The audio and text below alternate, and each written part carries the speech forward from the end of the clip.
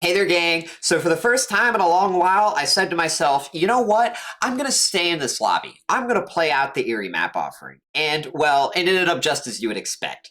This wasn't just a team of survivors where someone happened to randomly bring an Eyrie map offering. Oh no, it was a bully squad with sabotage toolboxes and some survivors who were dedicated on generators, which meant that if I didn't succeed and do very well in my chases with a build like this on a map like Eyrie, things were very likely to go downhill, especially if they're able to get those early sabotages, since that would pretty much remove any form of lasting pressure that I would establish in the early game. So I don't want to say anything and spoil with regard to the match y'all get to watch, but one thing I will say early is that this is finally a match for those that are curious about Unbound and wanted to see if Unbound is worth running and can it actually do a job for you.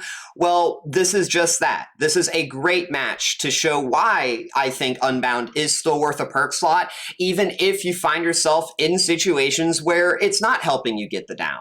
Because again, when you're running a build like Save the Best for Last, Rapid Brutality, and batteries included, you're probably more often than not going to be able to get a whole lot of downs without needing to get that haste from Unbound.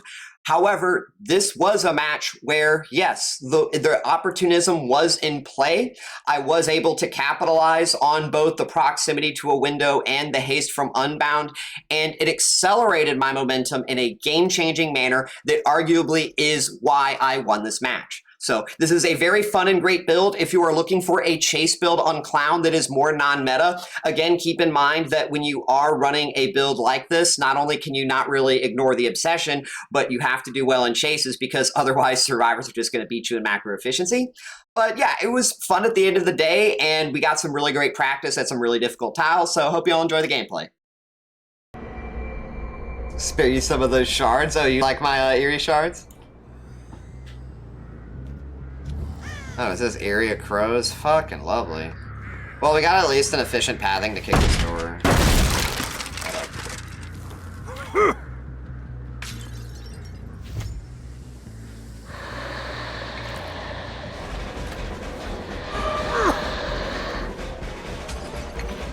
Oh my. I know she's Obsession, but like she's the only one of the most like very like awesome tile for this. She thinks I'm throwing pinks, it's precious. Hold on, rotate around this way.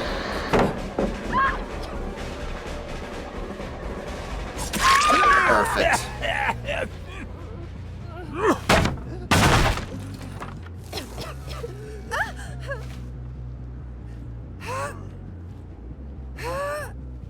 Gotta remind you of this match. Yeah, I have really bad short-term memory. You know what I mean? Because think about how much my brain like engages with what's like immediately in front of me and like has to focus on that. And so like my brain like does like a hard reset after each match in a way. So like yeah, I need to like get a tag and everything and a reminder.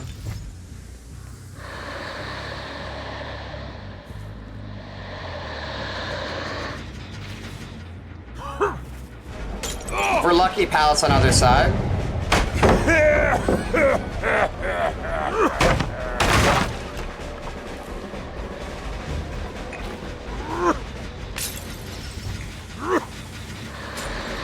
Works for me.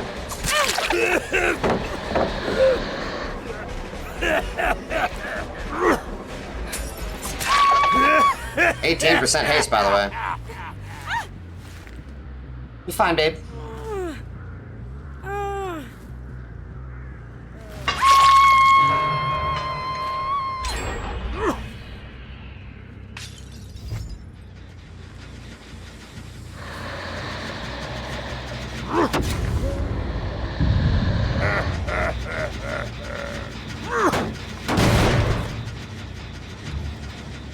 I almost felt like I was deafened there for a second by the blast mine. Like that had like a deafening effect.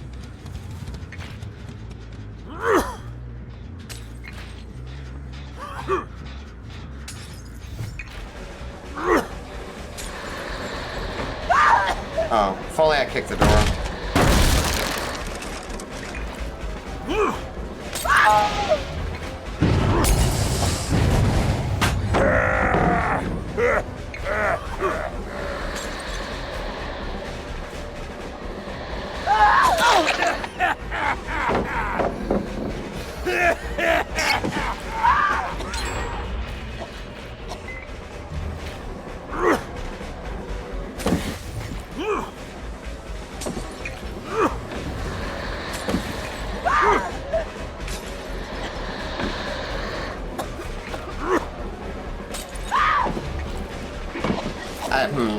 I'm trying. I'm cooking, gang. I'm cooking.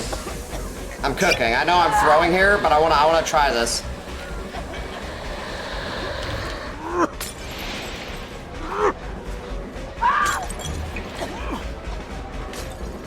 Only way I'm gonna learn the tiles practice. I could have totally hit that dude. I didn't think she'd actually camp the. Maybe if I put it around like this, right? And then the yellow right here. Yeah, she fucked up here. She shouldn't have made that mistake. GG. She played really well. I know you normally just kick the pallet. I was like, I wanted to learn. I was destined to attempt it.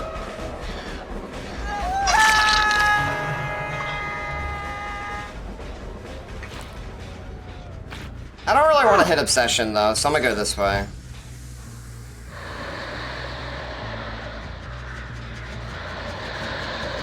Can I get this hit?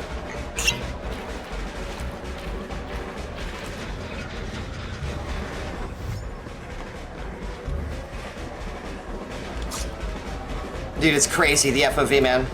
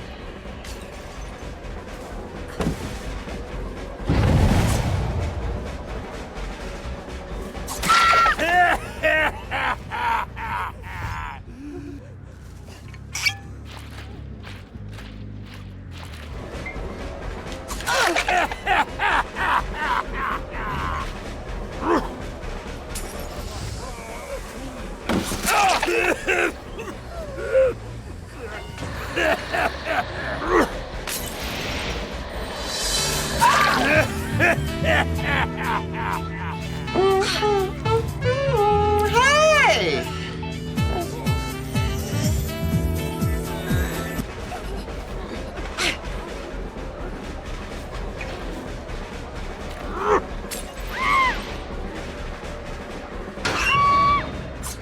Thank you?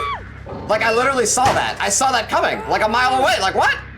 Like, I even saw the locker open. Hey, Query, welcome. Thanks for the subs. No worry, yeah, we snowball, because we move super fast. Man, happy gang. Oh, they definitely...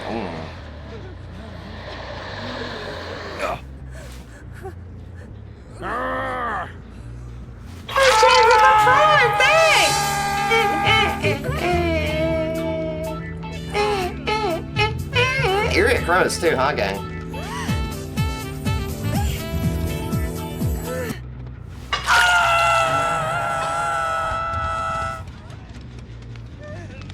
Oh shit, hold on.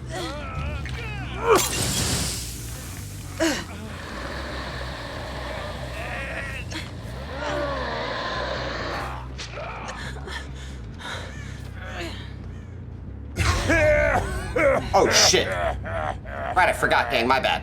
I completely forgot. No, stop.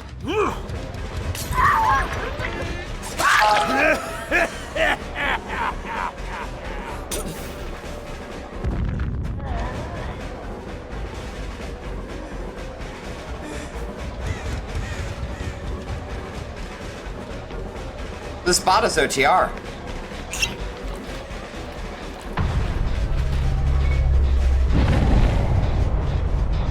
The bot had no scratch marks.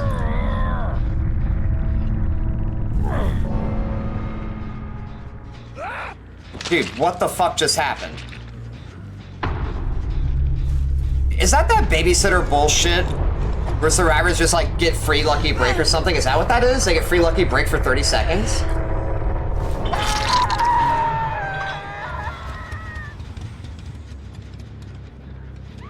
Dude, ain't no fucking way you can just abuse shitty FOV and then just like walk away because the sound is that fucking bad. Ain't no fucking way, man. You playing a base kit endurance and pull off that... Oh man, what a video game, dude. What a fantastic video game. And yes, I know it's a bot. The fact, though, that the bot, man, oh, man, is able to do that. It's fucking hilarious. Oh, there she is.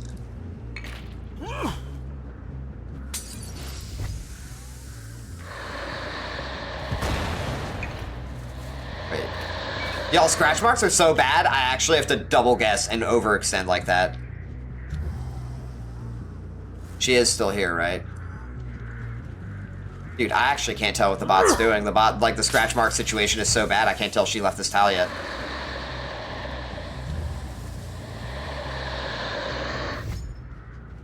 There she is. She went into the locker.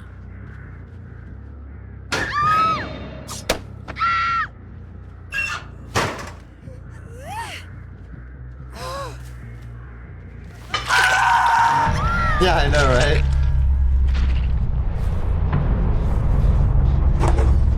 Like, to be extra safe, I had to actually, like, check like that, because that's how hard it is to see scratch marks.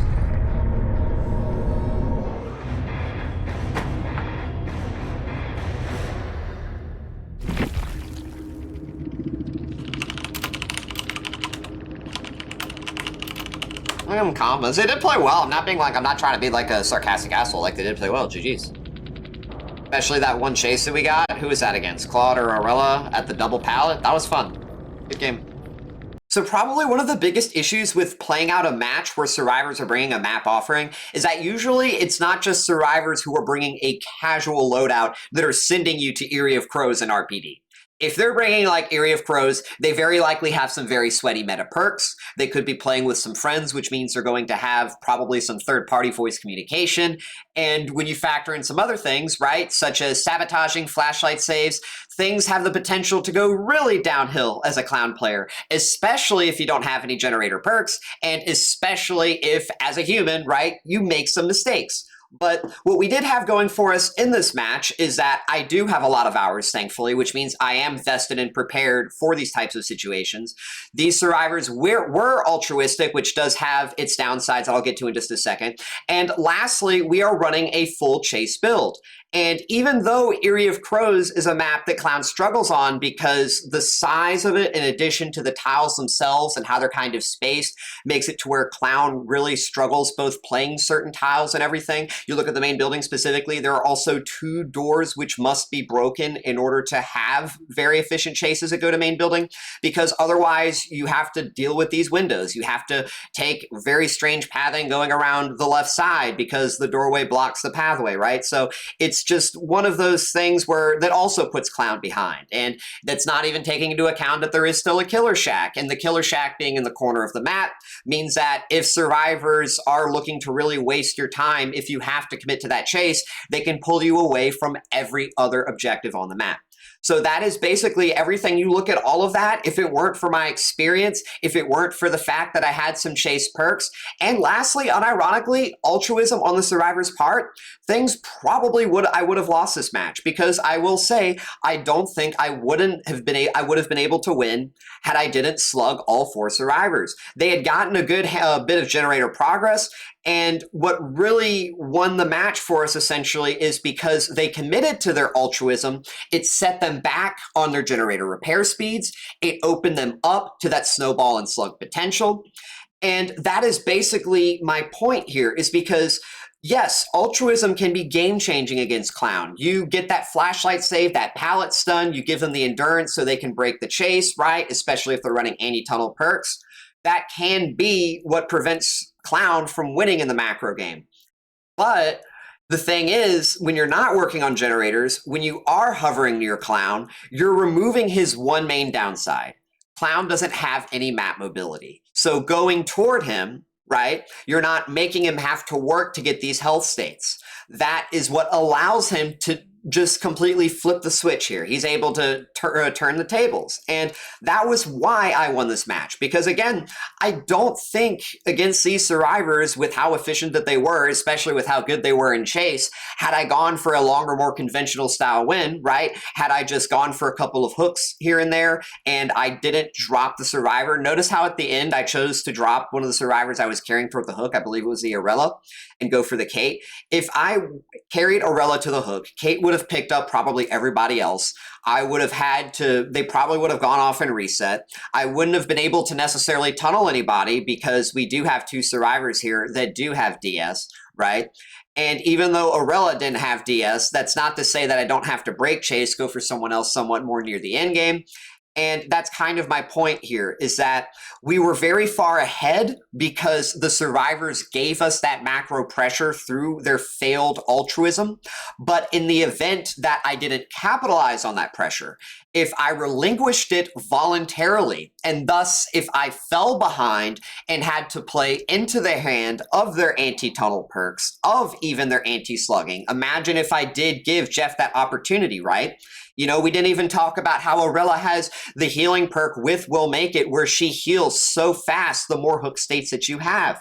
So me winning through the slugging and their volunteered macro, that is probably the only way we would have won this match. Now, before I do want to wrap up one other thing, I want to talk as well about that one chase of the double pallet. A lot of people wonder, why don't you kick some of these pallets sooner?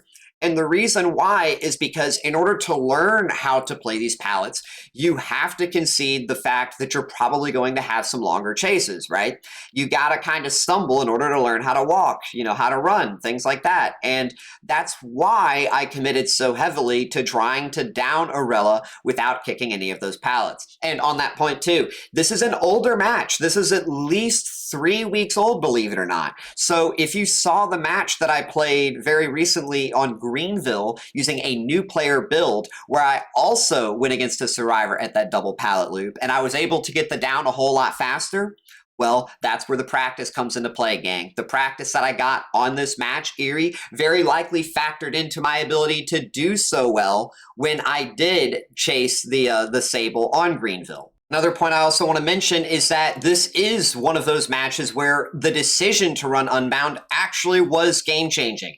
Even though Unbound only helped us get one down and technically would have only translated in a conventional sense to one hook, we weren't going for hooks for our win condition. Our win condition was slugging, and being able to use Unbound not only in place of a yellow bottle, but also because of the fact that using a yellow bottle would not have been practical. This means that not only do I preserve that bottle economy, but I get off a more efficient form of haste, even though that 10% is slightly worse than our 13% boost from cheap gen bottle. And it is because of that that I was able to maintain that momentum, and that bottle I was talking about, I was able to use it going forward to that next tile, which meant that I could push the Claudette in a different way to where I could force that down and thus snowball further, right? And that is basically my point, being able to snowball off of Unbound, even though we weren't, you know, it only got us that one individual down. That was how we won this match. And that is basically my whole point here, is that this opportunism that comes from Unbound, while it may only help you in one specific chase here or there, because in other situations you're going to be getting your downs from your other chase perks, that may not be what matters at the end of the day, how many downs you get from Unbound, right? It's about the certain particular downs and how much those downs matter in that moment, because maybe you don't have Unbound and you need the down to come from that vault, right? The haste you would get from Unbound, and thus by choosing to run a different perk, not getting that down, maybe you don't get that win condition through slugging. So, really, really great match on display here. You know, like I said, even though, to wrap things up, we didn't have any generator perks, even though we were on Eyrie of Crows, if survivors take that risk on their altruism and it backfires, you're able to come back as Clown because they are removing your main downside. Other killers, typically, it's different because they aren't as good in chase, right? They aren't perform as well in micro, unlike Clown, because they have more in the way of macro, and that benefit to the macro doesn't really help when survivors are giving themselves to you. So if you're interested in learning how to play Clown better, I have a very detailed Clown guide that'll be sure to link in the description. And I should be streaming very soon, much, much more often live on Twitch during the weekdays. The queue times with 2v8 were just so crippling, gang. I just couldn't find myself waiting in these queues. So if you've been wondering where I am on Twitch, that is genuinely the only reason. You know, that's why especially I am still here. We are posting videos on YouTube. I haven't gone anywhere, and I plan to return very soon.